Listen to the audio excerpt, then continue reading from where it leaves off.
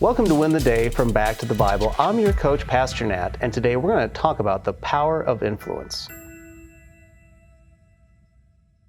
John Maxwell said that leadership is influence, nothing more and nothing less. This realization changed people's goals. They went from desiring leadership to desiring influence. And that's the talk of the culture today. Are you an influencer?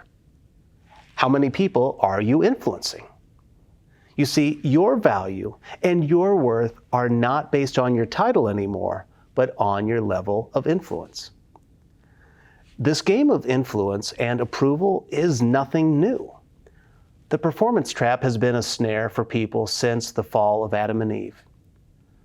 But is this really a problem? Is desiring the approval of others a bad thing? Well, here's how the Apostle Paul answered the question in 1 Thessalonians chapter 2, verse 6.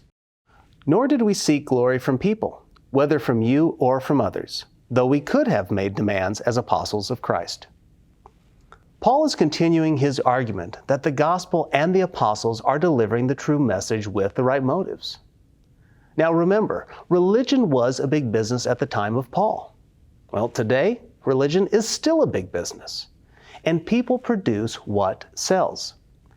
The false teachers knew this, so they would use flattery to lure people away from Christianity. They would meld the message of Christ with works-based salvation.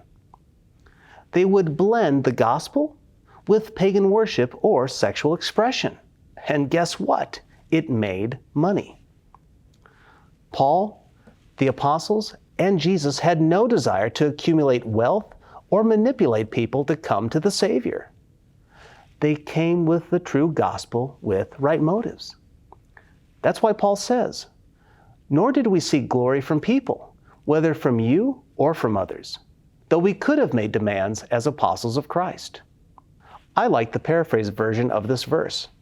It says, even though we had some standing as Christ's apostles, we never threw our weight around or tried to come across as important with you or anyone else. Yes, Paul and the apostles were commissioned by God and had authority. But they didn't flex their muscles for personal gain, recognition, or influence.